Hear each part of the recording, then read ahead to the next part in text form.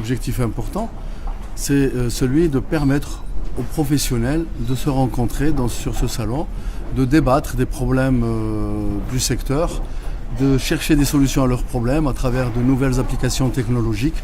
Et là aussi, je crois qu'il y avait pas mal de nouveautés sur ce salon, aussi bien au niveau des équipements de pêche, des propositions de bateaux modernes, que des instruments électroniques de détection de poissons.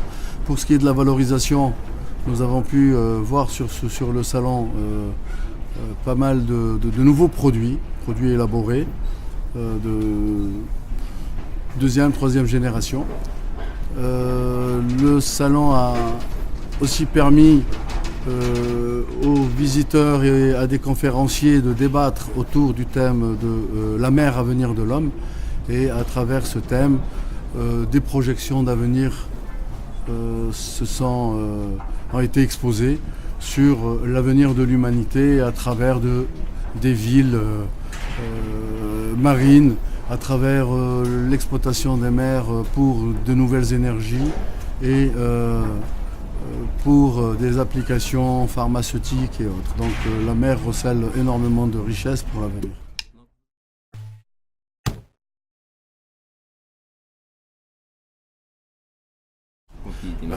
La Côte d'Ivoire est un pays à l'honneur parce que l'actualité politique l'a décidé ainsi. Sa Majesté a initié lors de sa visite en Afrique un nouveau tournant dans la coopération marocaine, la coopération sud-sud.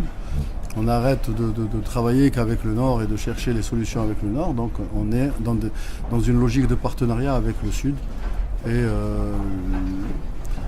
l'actualité a fait que la Côte d'Ivoire est actuellement très très proche du Maroc, avec des possibilités d'échanges économiques, de partenariat.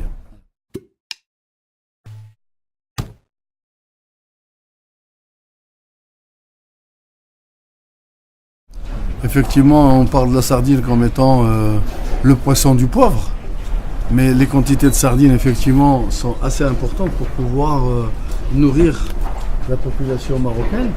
Pour ce qui est du prix de la sardine est une des denrées qui a le moins augmenté au niveau du prix, au niveau des indices de prix sur les 30-40 dernières années. Moi je me rappelle quand j'étais gamin, le kilo de sardine au port faisait 1 dirham. Quand la tomate faisait 2 dirhams, quand l'oignon faisait 2 dirhams, quand la baguette de pain faisait 25 centimes, quand le Coca-Cola faisait 60 centimes.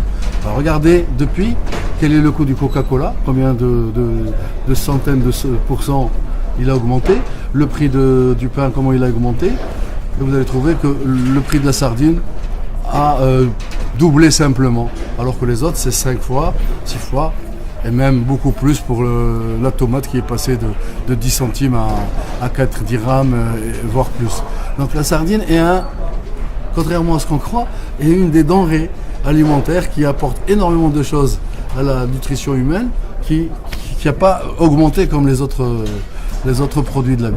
Mais toujours est-il que le débarquement au port est un débarquement où, lors des débarquements, on trouve la sardine à 2 dirhams, 2 dirhams 40, 2 dirhams 50, et qu'effectivement on la jette. Donc c'est les intermédiaires, c'est les circuits de commercialisation qui ne sont pas organisés pour permettre aux Marocains d'accéder à la sardine à son prix réel.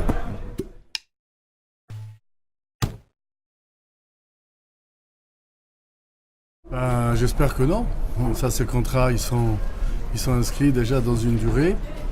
C'est des contrats où, semble-t-il, on trouve notre part dans les relations de partenariat, de recherche, un appui financier. Mais moi, personnellement, je crois qu'on ne devrait pas avoir de partenariat pour l'exploitation des ressources, puisque les Marocains devraient eux-mêmes exploiter leurs ressources.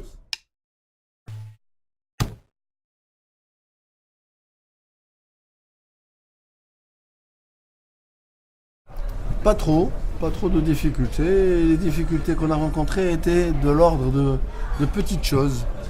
On a bien fait les grandes choses et il y a quelques petites choses qui nous ont échappé.